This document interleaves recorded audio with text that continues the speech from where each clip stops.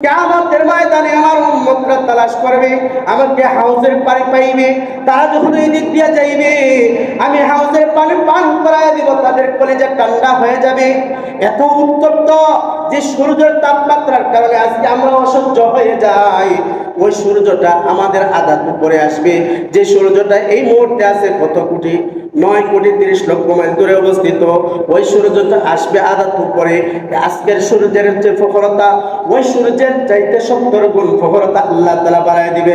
একদিকে থাকবে আদাত উপরে, কিয়ামতের ময়দানে কঠিন অবস্থা হয়ে যাবে। মানুষের কলিজা পেটে চূর্ণ বিচূর্ণ হওয়ার উপক্রম হবে, মগজগুলা টকবক করতে থাকবে। এই মুহূর্তে আল্লাহর হাবিব বলেন, আমি হাউজে কাউসারের পারে থাকবো, আমার উম্মতরা আসবে, আমার হাতে হাউজে কাউসারের পানি পান করায় দিব, তাদের কলিজা ঠান্ডা হয়ে যাবে। কিন্তু একদল আসবে আমার উম্মত, আসার পর আল্লাহ তাআলা পর্দা এখানে দিয়ে দিবেন। যখন এই পর্দা দিয়ে দিবেন, আমি আমার উম্মতকে চিনব, আল্লাহকে বলবো, আল্লাহ আমার উম্মতের মধ্যে কেন পর্দা দেওয়া হইল? আল্লাহ তাআলা বলবেন, ও নবীজি, আপনি দুনিয়া থেকে আওয়ার পর এরা দিনের মধ্যে বাড়তি জিনিস লাগাই দিয়েছে, বেদাতি আমলের কর্মকাণ্ডে লিপ্ত ছিল, এজন্য আজকে তাদের মধ্যে আর আপনার মধ্যে পর্দা দিয়ে দিছি। এই সময় আল্লাহ রাসূল বলেন, সুবহান সুবহান লিমান গায়্যারা দীনি, তোমরা আমার এখান থেকে দূর হয়ে যাও, দূর হয়ে যাও। আমি দুনিয়া থেকে আসার পর তোমরা আমার নামে বেদাতি আমলগুলো করেছো, আজকে তোমরা হাউজে কাউসারের পানির থেকে বঞ্চিত হয়ে যাও। বলেন নাউজুবিল্লাহ। আমরা নবীর উম্মত হিসাবে সেই দিন এত কঠিন অবস্থায় কারা হাতে পানি পান করতে চাই? নবীর হাতে হাউজে কাউসারের পানি পান করলে এই কলিজা ঠান্ডা হয়ে যাবে। কিয়ামতের ময়দান 50,000 বছর, ফুলসিরাতের ফুল 30,000 বছর, 80,000 বছর অতিক্রম হয়ে যাবে, এক ফোঁটা পানির তৃষ্ণাও লাগবে না হাউজে কাউসারের পানি পান করলে। কিন্তু আজকে যদি আমরা দুনিয়ার মধ্যে বেদাতি আমল করি, তাহলে আমাদের কি পরিণতি হবে? এজন্য আমরা ইমানদার মুসলমান, নবীর উম্মত হিসাবে নবীজির সুন্নতগুলোকে আমাদের পালন করতে হবে, ঠিক কিনা? নবীজি আরো হাদিসের মধ্যে বলেন, যারা বেদাতি আমল করে তাদের ঠিকানা জাহান্নাম। বলেন নাউজুবিল্লাহ। আল্লাহর হাবিব মুহাম্মদ রাসূলুল্লাহ বলেন, ওয়া ইয়াকুমুল মুহদাসাতিল উমুর ফাইন্না কুল্লা মুহদাসাতিন বিদআ ওয়া কুল্লা বিদআতিন দালালা ওয়া কুল্লা দালালাতিন ফিন্নার। যারা আমি দুনিয়া থেকে আসার পর শরীয়তের মধ্যে নতুন কিছু আবিষ্কার করলো, তারা বেদাত আবিষ্কার করলো, আর প্রত্যেকটা বেদাতই হলো গুমরাহ, আর প্রত্যেকটা গুমরাহই হলো জাহান্নামী। বলেন নাউজুবিল্লাহ। শুধু জাহান্নামী নয়, অন্য হাদিসের মধ্যে বলেন লানাতুল্লাহ, আল্লাহ তাআলা তাদের উপর লানত দিয়ে দেন, ওয়াল মালাইকা, সমস্ত ফেরেশতাগণ তাদের উপর লানত দিয়ে দেন, ওয়ান নাস আজমাইন, সমস্ত মানুষগণ তাদের উপর লানত দিয়ে দেয়। এজন্য আমরা নবীর উম্মত হিসাবে নবীর সুন্নতকে ধরব না, নবীর সুন্নতের বিপরীত যারা, তাদের পথ রেলি আর মিলাদুন নবীকে ধরব। কোনটা ধরব? নবীর সুন্নতকে ধরতে হবে। নবীজির জন্মকে নিয়ে নবীজি ইবাদত করছেন সাপ্তাহিক, এজন্য আমরা নবীর উম্মত হিসাবে আমরা সাপ্তাহিক ইবাদত করব। আর না হয় নবীর নামে এভাবে মিলাদুন নবী বাহির করিয়া, জুসলু জুলুস বাহির করিয়া রাস্তাঘাটে রেলি দেওয়া, এটা বেদাত, এটা বেদাত। এই বেদাত থেকে আমাদেরকে হেফাজত করতে হবে।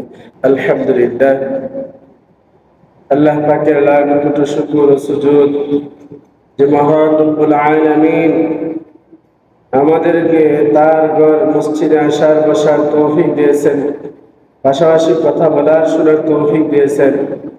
এজন্য সকলে কালিমাতুশ শুকর আদায় করে সবাই বলে আলহামদুলিল্লাহ। আমি আপনাদের খেদমতে সূরা আহজাবের 21 নম্বর আয়াত, নবীজি লক্ষ লক্ষ হাদিস থেকে একখানা হাদিস তিলাওয়াত করেছি। এই মাস নবীজির জন্ম এবং মৃত্যু। রবিউল আউয়াল মাসে আল্লাহ রাসূল দুনিয়াতে আসছেন, আবার এই মাসে দুনিয়া থেকে চলে গেছে, ঠিক কিনা? তো এই আলোচনা নিয়ে বিতর্ক শেষ নাই, আছে কিনা? নবীজির জন্ম বৃত্তান্ত নিয়ে বিতর্কের আলোচনা শেষ নাই।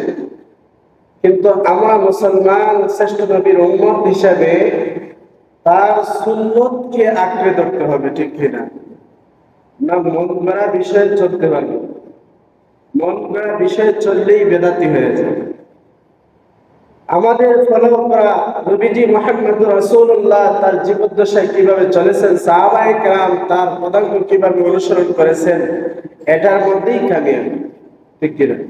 এজন্য আল্লাহ তাআলা বলেন, লাকাদ কানা লাকুম ফি রাসূলিল্লাহি উসওয়াতুন হাসানাহ।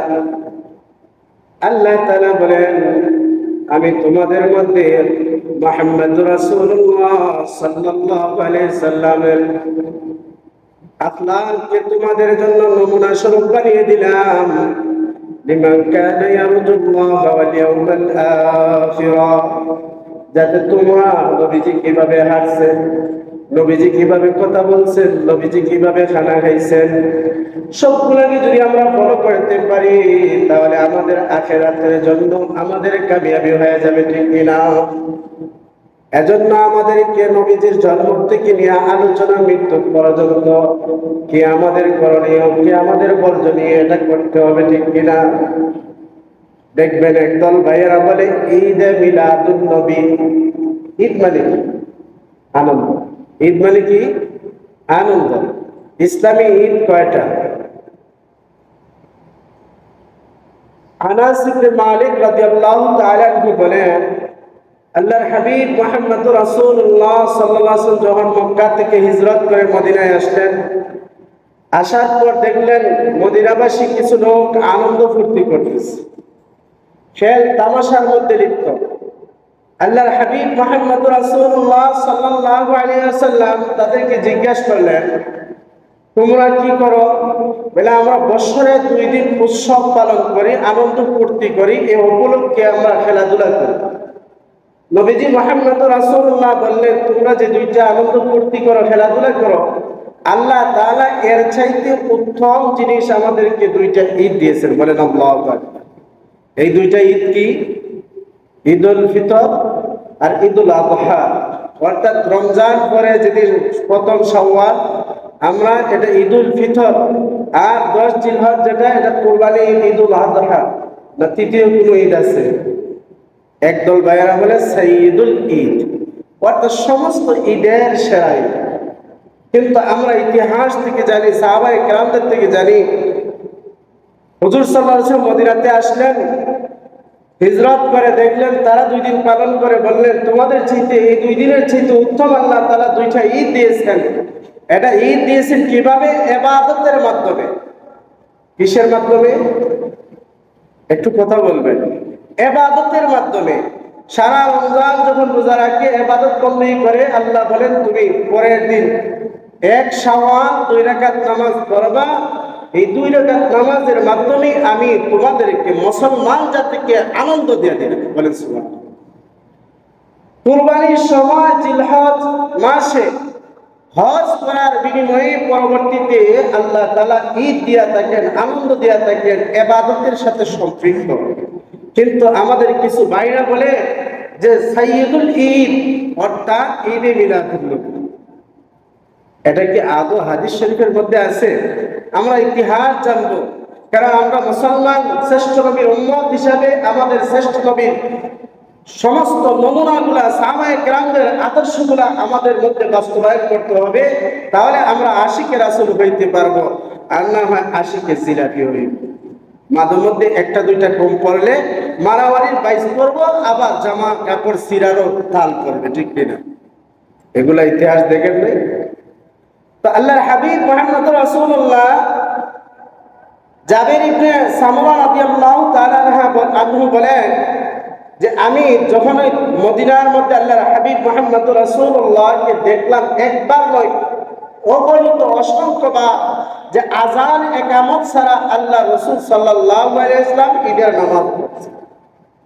আযান ইকামত দিয়ে পড়ে ঈদের নামাজ না আযান ইকামত ছাড়া? আযান এবং ইকামত ছাড়া আল্লাহ রাসূল সাল্লাল্লাহু আলাইহি ওয়াসাল্লাম ঈদের নামাজ পড়াইছেন। আব্দুল্লাহ ইবনে উমর রাদিয়াল্লাহু তাআলা বলেন যে আমি একবার নয় বহুবার দেখছি আল্লাহর হাবিব মুহাম্মদ রাসূলুল্লাহ সাল্লাল্লাহু আলাইহি ওয়াসাল্লাম আবু বকর সিদ্দিক রাদিয়াল্লাহু তাআলা আনহু, উমর রাদিয়াল্লাহু তাআলা এরা বারংবার ঈদের নামাজ খুতবার আগে নামাজ পড়েছেন, আমি বারংবার তাদের পিছনে পড়েছি। বলেন আল্লাহু আকবার। এরা যে সাইয়্যিদুল ঈদ নামে যেটা বলে, তারা কয় রাকাত নামাজ আজানে কেবল কোন সময় দেয়? আমাদের তো নবীজি মুহাম্মদ রাসূলুল্লাহ দুইটা ঈদ দিয়েছেন, যে ঈদের আজান একামত ছাড়া একটা সময় নির্দিষ্ট করে দিয়েছেন। আমলের সাথে আমরা তারপর আনন্দ ফুর্তি করি ইবাদতের মাধ্যমে, তারা আনন্দ ফুর্তি করে কিসের মাধ্যমে? জুলুস নামে রেলি বাহির করিয়া। এটা কি আদৌ ইসলামের মধ্যে আছে? ইতিহাস একটু পরেই আপনাদেরকে বলবো ইনশাআল্লাহ। মুহাম্মদ রাসূলুল্লাহ যে ঈদ আমাদেরকে দিয়েছেন, এটাই মুসলমানদের জন্য আদর্শ। এটা আল্লাহ তাআলার পক্ষ থেকে, ঠিক কিনা? আর আমরা যেগুলা মন গড়া বানাই, তাদের জন্য শাস্তি আছে কি? আল্লাহর হাবিব মুহাম্মদ রাসূলুল্লাহ বলেন, ওয়াকুল্লা দালালাতিন ফিন্নার। যারা শরীয়তের মধ্যে আল্লাহ তাআলা যা দিয়েছেন, নবী মুহাম্মদ রাসূলুল্লাহ যা আমাদেরকে দিয়েছেন, এর বাইরে আবিষ্কার করে আল্লাহর হাবিব মুহাম্মদ রাসূলুল্লাহ বলেন, ওয়া ইয়াকুম মুহদাসাতিল উমুরি ফাইন্না কুল্লা মুহদাসাতিন বিদআ ওয়া কুল্লা বিদআতিন দালালা ওয়া কুল্লা দালালাতিন ফিন্নার। শরীয়তের মধ্যে নতুন আবিষ্কার করা, এটাই হলো বেদাত। আর প্রত্যেকটা বেদাতই হলো গুমরাহ, আর প্রত্যেকটা গুমরাহই হলো জাহান্নামের আগুন। প্রত্যেকটা গুমরাহ কি? জাহান্নামের আগুন। আপনারা দিলটা বুঝবেন, মনোযোগ সহকারে শুনবেন। আল্লাহর হাবিব মুহাম্মদ রাসূলুল্লাহ ঈদ অর্থ আনন্দ। মিলাদুন নবী, মিলাদ মানে কি? জন্ম। মিলাদ মানে কি?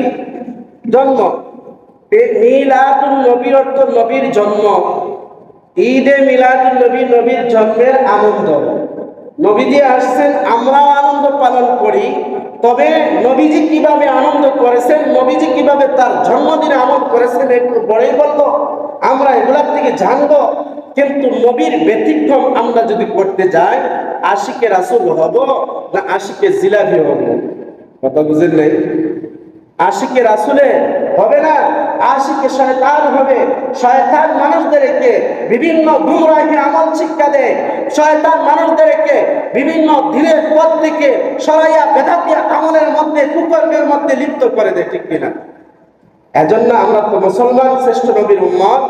এজন্য আমাদের আখলাক হইল, নবীজি কিভাবে নবুয়ত পাওয়ার পর থেকে দুনিয়ার থেকে বিদায় নেওয়ার আগ পর্যন্ত আমাদের জন্য কি আদর্শ রেখে দিয়েছেন, ওই আদর্শ মোতাবেক আমাদেরকে চলতে হবে, ঠিক কিনা? 4 নম্বর, নবীজি কি বারে আসলেন? নবীজি কি বারে আসলেন? আব্দুল্লাহ ইবনে আব্বাস রাদিয়াল্লাহু তাআলা আনহু বলেন, ওলিদা রাসূলুল্লাহ সাল্লাল্লাহু আলাইহি ওয়াসাল্লাম ইয়াউমাল ইসনাইন।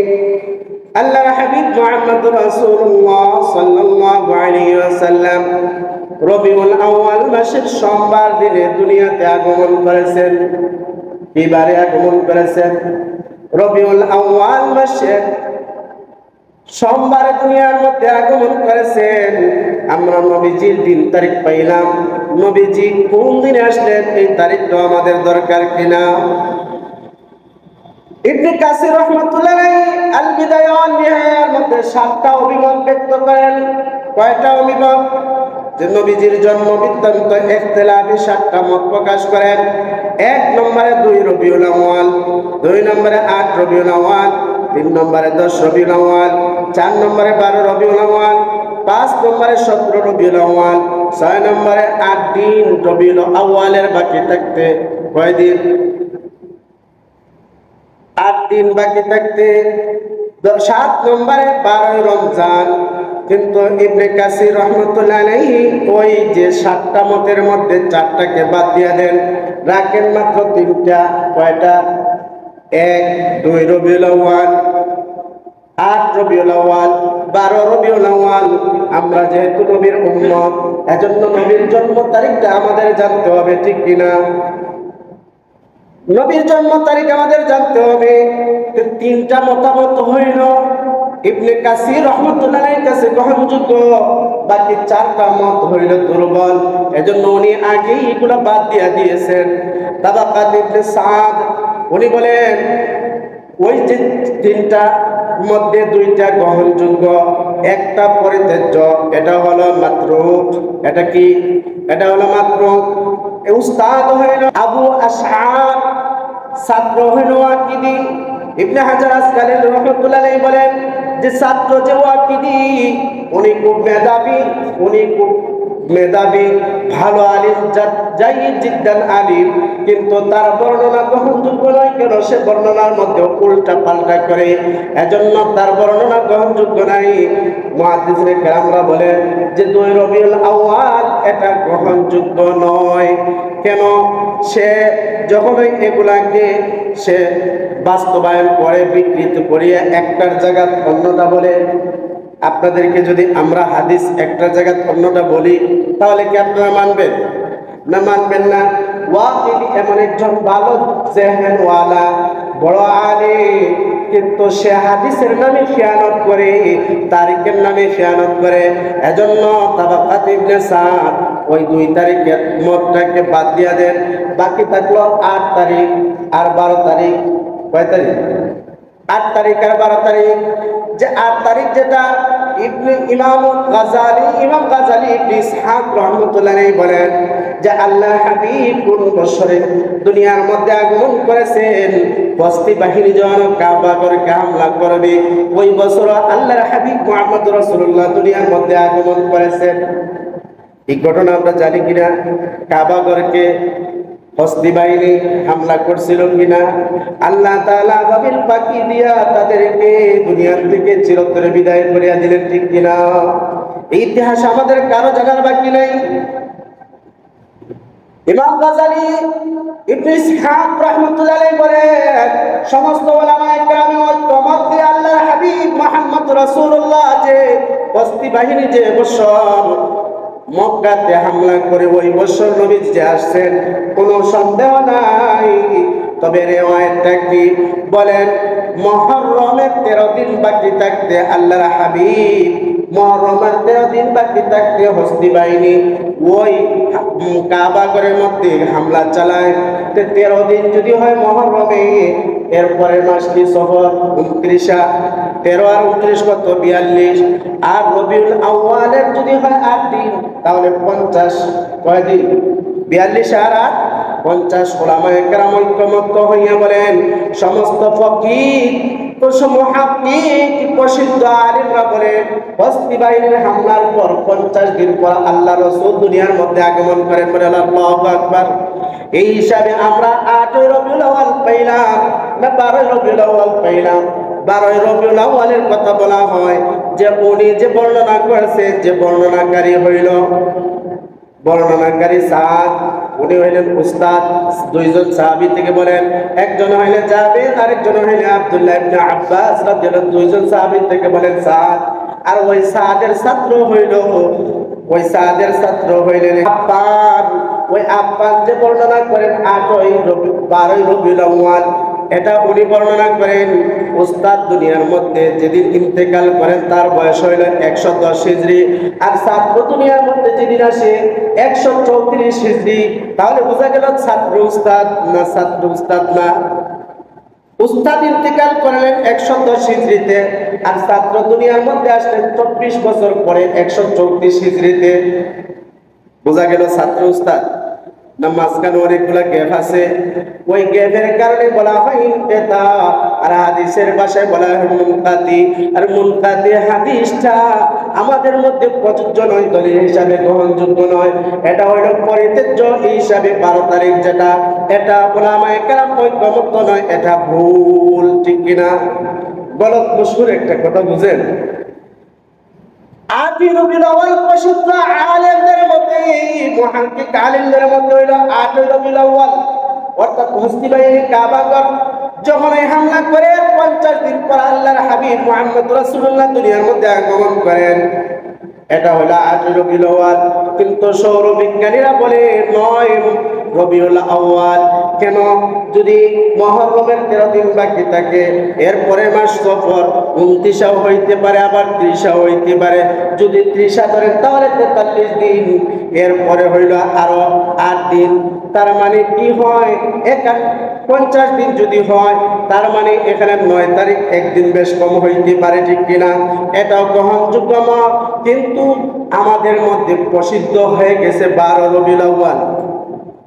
কিন্তু বিশুদ্ধ কোনটা? এত সময় কি বুঝলেন? 8 তারিখ হইল বিশুদ্ধ। মুহাদ্দিস আলেমদের মতে, সমস্ত উলামায়ে কেরামদের ঐক্য মতে আল্লাহর হাবিব 8ই রবিউল আউয়াল দুনিয়ার মধ্যে আসছেন, সমস্ত উলামায়ে কেরামের ঐক্য মতে। আর 12ই যে রবিউল আউয়াল, এটা প্রসিদ্ধ হয়ে গেছে, এটা গলত মশহুর। যেমন আমরা জানি ফেরাউন কোন নদীতে চুবাইয়া আল্লাহ তাআলা মারছেন? কি আপনারা বলেন, কোন নদীতে? নীল নদ। নীল নদ এটা গলত মশহুর, প্রসিদ্ধ হয়ে গেছে। আল্লাহ তাআলা নীল নদের মধ্যে ফেরাউনকে চুবাইয়া মারেন নাই, লোহিত সাগরের মধ্যে মারছেন। ওই লোহিত সাগরের মধ্যে ডুবাইয়া ফেরাউনকে মারছেন। কিন্তু আমাদের মধ্যে এটা প্রসিদ্ধ হয়ে গেছে নীল নদ। কিন্তু এভাবে উলামায়ে কেরামদের কাছে ঐক্যমতে 8ই রবিউল আউয়াল আল্লাহর হাবিব মুহাম্মদ রাসূলুল্লাহ দুনিয়ার মধ্যে আসছেন।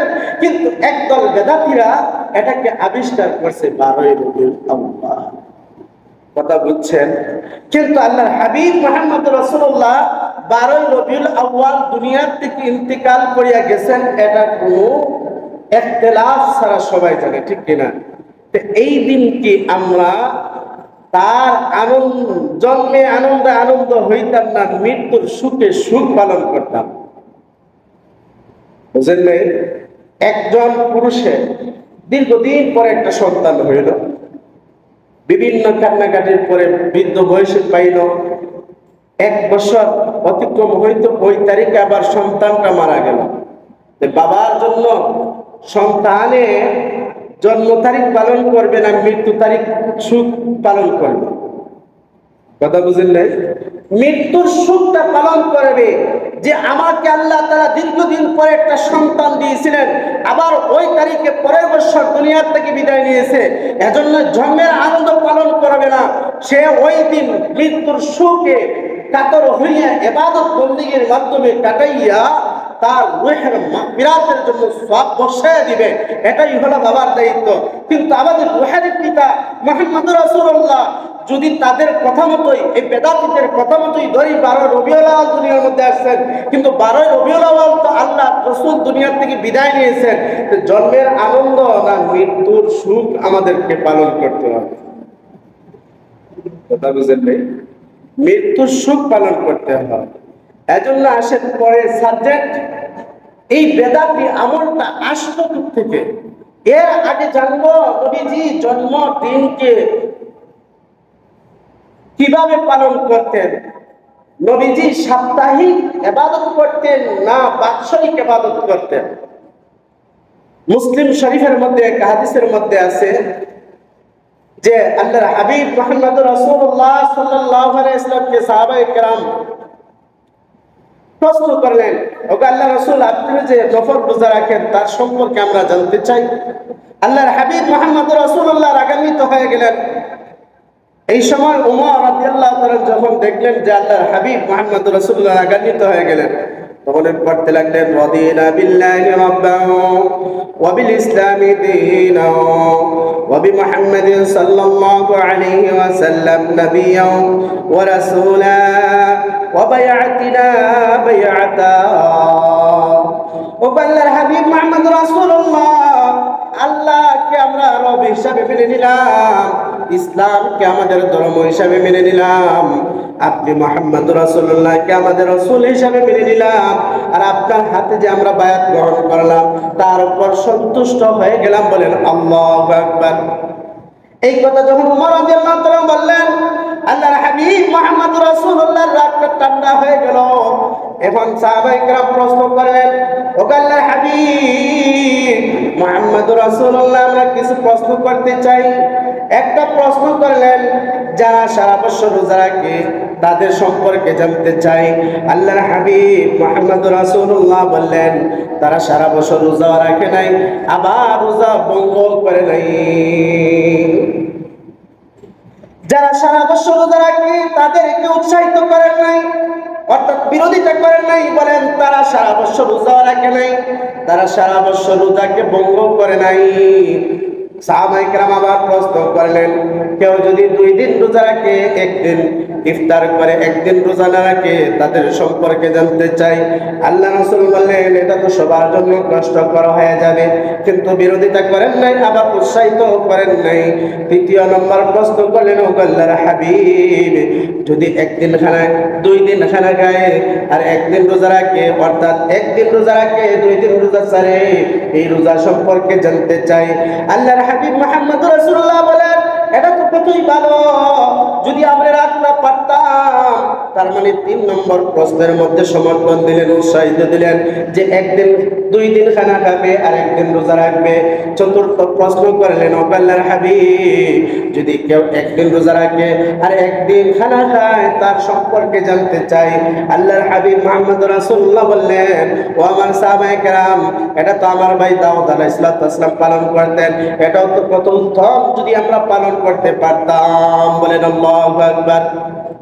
যে বোঝা গেল যে একদিন খাওয়া একদিন রোজা রাখা এটা আল্লাহ রাসূল পছন্দ করতেন, 2 দিন খাওয়া একদিন রোজা রাখা এটাও আল্লাহ রাসূল পছন্দ করতেন, কিন্তু 2 দিন রোজা রাখা একদিন খাওয়া এটা আল্লাহ রাসূল উৎসাহিত করেন নাই, সারা বছর রোজাকে উৎসাহিত করেন নাই।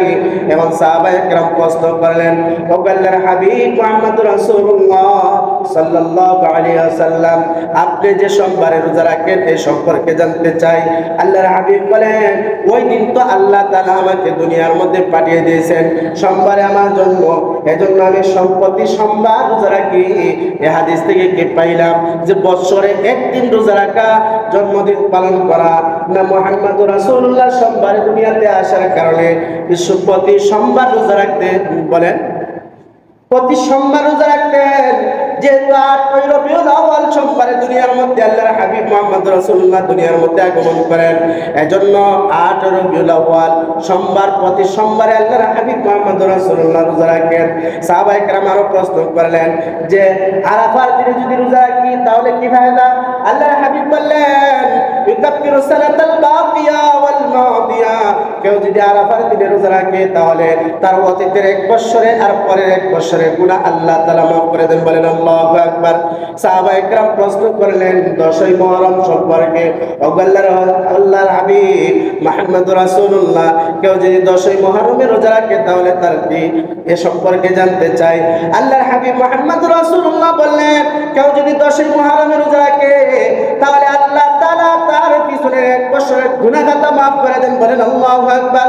এখন আল্লাহর হাবিব বলেন, তোমরা তো এত সময় প্রশ্ন করলা, এখন আমি একটা কথা বলি, একটা বিষয় বলি, কেউ যদি প্রতি মাসে 13, 14, 15 তারিখ রোজা রাখে তাহলে আর 1 রমজান থেকে নিয়ে অন্য রমজান রোজা রাখে, মাঝখানে আর কোনো রোজা রাখে না, প্রতি মাসে 3টা রোজা রাখে, তাহলে সারা বছর রোজা রাখার ইবাদতের সওয়াব আল্লাহ তাআলা তার আমলনামার মধ্যে দিয়ে দিবেন। বলেন আল্লাহু আকবার। প্রতি মাসে 3টা রোজা, 13, 14, 15 আর 1 রমজান থেকে নিয়ে অন্য রমজান, 1 রমজান রোজা রাখলো, প্রতি মাসে 3টা করে রাখলো, পরে রমজান আবার রোজা রাখলো। আল্লাহর হাবিব বলেন সেজন্য সারা বছর রোজা রাখলো। অন্য হাদিসের মধ্যে আমরা পাই যে আল্লাহর হাবিব মুহাম্মদ রাসূলুল্লাহ বলেন, রোজার পরে শাওয়ালের 6টা রোজা রাখলে আর রোজার মাসে 30টা রোজা রাখলে আর শাওয়ালের রোজা যদি 6টা রাখে তাহলে সারা বছরের সওয়াব পাওয়া যায়। এটাও একটা হাদিস, কিন্তু ওই হাদিসটাও গ্রহণযোগ্য, একটা মুসলিম শরীফের হাদিস। বলেন আল্লাহু আকবার। এজন্য নবীজির আমলের মধ্যে আমরা কি পাইলাম? নবীজি বাৎসরিক কোনো আমল করতেন না, সাপ্তাহিক আমল করতেন। যেই সোমবারে দুনিয়ার মধ্যে আল্লাহর হাবিব আসলেন ওই সোমবারে রোজা রাখতেন। আল্লাহর হাবিব বলেন, ওই দিন তো আমাকে নবুয়ত দেওয়া হয়, ওই দিন তো আমাকে কোরআন নাজিল করিয়া আমাকে কোরআন দেওয়া হয়। বলেন আল্লাহু আকবার। যে সোমবারে আল্লাহর হাবিব মুহাম্মদ রাসূল দুনিয়ার মধ্যে আসলেন, ওই সোমবারে তাকে নবুয়ত দেওয়া হয়, ওই সোমবারে তার কাছে কোরআন নাযিল করা হয়। এজন্য আল্লাহর হাবিব প্রতি সোমবারে রোজা রাখতেন। এবারে রোজা রাখতেন, সোমবারে রোজা রাখতেন। এখন আসেন ওই বারকে কেন্দ্র করিয়া, জন্ম তারিখকে কেন্দ্র করিয়া নতুন ইবাদত আবিষ্কার আসলো কোত্থেকে? 604 হিজরিতে ইরাকের মুসল শহরের একজন বাদশা, ইরাকের বাদশা মুসল শহরে একজন বাদশা, তার নাম ছিল আবু সাঈদ মুজাফফর কাউকারি। সে ওই সময় 30 হিজরিতে ইন্তেকাল করে। ওই মুসল শহরে একজন মৌলবীকে দিয়া সে রেলি আবিষ্কার করে নবীজির জন্ম 8 তারিখকে কাটচিত করিয়া 12 তারিখে একটা মিলাদ মাহফিল করে আর রেলি আবিষ্কার করে। ওই মৌলবীর নামটা কি? আবুল খাত্তাব ওমর ইবনে দিহিয়ার মাধ্যমে আবিষ্কার করে। ওই তার সম্পর্কে ইবনে হাজার আসকালানী রাহমাতুল্লাহি আলাইহি বলেন, সে এমন একজন মানুষ ইমামদের বিষয়ে জঘন্য কথাবার্তা বলতো। তার ভিতরে অহংকার, সাদিদুল কিবির, তার ভিতরে অহংকার প্রচুর পরিমাণে ছিল। লিসবিসুল লিসান, তার জবানটা বড় জঘন্য ছিল, বড় মারাত্মক ছিল, গালাগালি করত। ওই মৌলবী দ্বারা সে আবিষ্কার করলো 12 রবিউল আউয়াল মিলাদ নামে আমরা যেটাকে চিনি, ওইটাকে সে আবিষ্কার করলো রেলি নামে, বেদাতকে বাইর করে। এখন আসলে এই বেদাত সম্পর্কে আল্লাহর হাবিব মুহাম্মদ রাসূলুল্লাহ কি বলেন? এখন প্রশ্ন জাগে, একদল বলে এটা রাসূল সাল্লাল্লাহু আলাইহি ওয়াসাল্লামের জন্মদিনে আনন্দ করব, এটা মুস্তাহাব হিসাবে। আর কওমি উলামায়ে কেরামরা বলে এটা বেদাত। এখন আমরা কোনটা মানব? আল্লাহর হাবিব মুহাম্মদ রাসূলুল্লাহ আমাদেরকে একটা সলিউশন দিয়া গেছেন। কিভাবে? যে যখনই তোমরা এই ফিতনার মধ্যে পড়ে যাইবা, তখনই তোমরা অন্য দিকে না তাকাইয়া আমার সুন্নতের দিকে ফলো করবা, আমার সাহাবায়ে কেরাম হেদায়েত প্রাপ্ত যারা তাদেরকে অনুসরণ করবা। আল্লাহর হাবিব বলেন, আলাইকুম বিসুন্নতি ওয়া সুন্নাতিল খুলাফাইর রাশিদিন আল মাহদিয়িন মিন বা'দি গাদ্দু আলাইহা বিন নওয়াজিসি। যখনই তোমরা এই ফিতনার মধ্যে পড়ে যাইবা, তখন আমার সুন্নতকে মারির দাঁত দিয়ে আঁকড়ে ধরবা, আমার সাহাবায়ে কেরামের হেদায়েত প্রাপ্ত যারা তাদের পথ অনুসরণ করবা। তাহলে দেখেন আজকে কোন সাহাবায়ে কেরাম কি এই আমল করেছেন, ইবাদতে আমল করেছেন? আবু বকর সিদ্দিক রাদিয়াল্লাহু তাআলা খেলাফত কাল পাইলেন, কিন্তু কখনো জন্মদিন পালন করেন নাই। ওমর রাদিয়াল্লাহু তাআলা খেলাফত কাল পাইলেন, কখনো নবীজির জন্মদিন পালন করেন নাই। উসমান, আলী, মুয়াবিয়া সবাই পাইলেন, কেউ নবীজির জন্মদিন পালন করেন নাই। কেন? ওই দিন তো আল্লাহর হাবিব মুহাম্মদ রাসূলুল্লাহ ওই মাসে তো দুনিয়া থেকে বিদায় নিয়ে গেছেন, কিন্তু তারা আমল করছেন কি? নবীজির থেকে হাদিস জানিয়া, নবীজির থেকে আমল জানিয়া প্রতি সোমবারে রোজা রাখতেন, ঠিক কিনা? এটাই হলো ইবাদত। এখন যদি কেউ এগুলো আবিষ্কার করে, বুখারী শরীফের মধ্যে হাদিস, আল্লাহর হাবিব মুহাম্মদ রাসূলুল্লাহ বলেন, আমাকে যখন ওই কিয়ামতের ময়দানে আমার উম্মতরা তালাশ করবে, আমাকে হাউজের পানি পাইবে, তারা যখন এই দিক দিয়ে যাইবে, আমি হাউজের পানি পান করায় দিব, তাদের কলিজা ঠান্ডা হয়ে যাবে। এত উত্তপ্ত যে সূর্যের তাপমাত্রার কারণে আজকে আমরা অসহ্য হয়ে যাই। ওই সূর্যটা আমাদের আদাত উপরে আসবে, যে সূর্যটা এই মুহূর্তে আছে কত কোটি, 9 কোটি 30 লক্ষ মাইল দূরে অবস্থিত। ওই সূর্যটা আসবে আদাত উপরে। আজকের সূর্যের যে প্রখরতা, ওই সূর্যের চাইতে 70 গুণ প্রখরতা আল্লাহ তাআলা বাড়ায় দিবে। একদিকে থাকবে আদাত উপরে, কিয়ামতের ময়দানে এই অবস্থা একদম কঠিন অবস্থা হয়ে যাবে।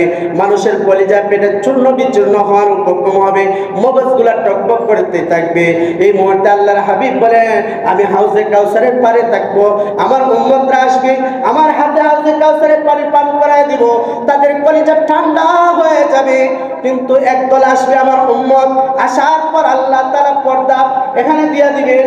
যখন এই পর্দা দিয়ে দিবেন, আমি আমার উম্মতকে চিনব, আল্লাহকে বলবো, আল্লাহ আমার উম্মতের মধ্যে কেন পর্দা দেওয়া হইল? আল্লাহ তাআলা বলবেন, ও নবীজি, আপনি দুনিয়া থেকে যাওয়ার পর এরা দিনের মধ্যে বাড়তি জিনিস লাগাই দিয়েছে, বেদাতি আমলের কর্মকাণ্ডে লিপ্ত ছিল, এজন্য আজকে তাদের মধ্যে আর আপনার মধ্যে পর্দা দিয়ে দিছি। এই সময় আল্লাহ রাসূল বলেন, সুবহান সুবহান লিমান গায়্যারা দীনি, তোমরা আমার এখান থেকে দূর হয়ে যাও, দূর হয়ে যাও। আমি দুনিয়া থেকে আসার পর তোমরা আমার নামে বেদাতি আমলগুলো করেছো, আজকে তোমরা হাউজে কাউসারের পানির থেকে বঞ্চিত হয়ে যাও। বলেন নাউজুবিল্লাহ।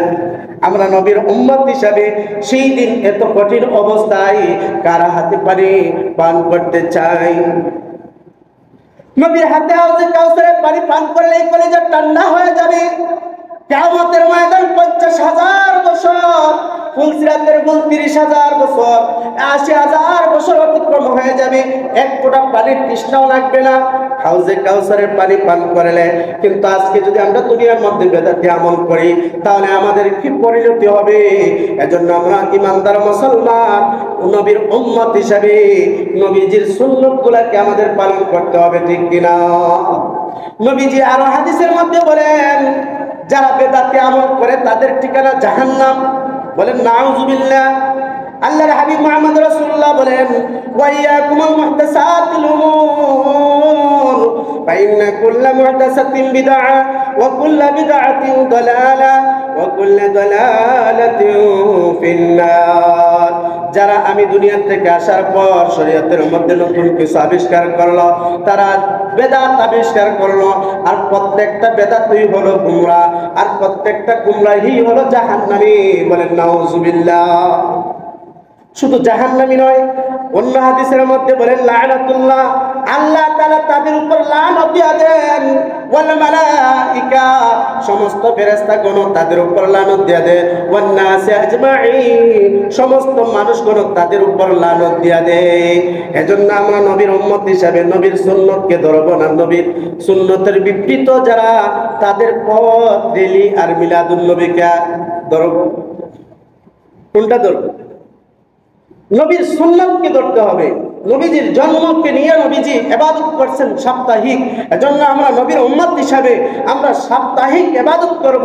আর না হয় নবীর নামে এভাবে মিলাদুন নবী বাহির করিয়া, জুসলু জুলুস বাহির করিয়া রাস্তাঘাটে রেলে দেওয়া, এটা বেদাত, এটা বেদাত।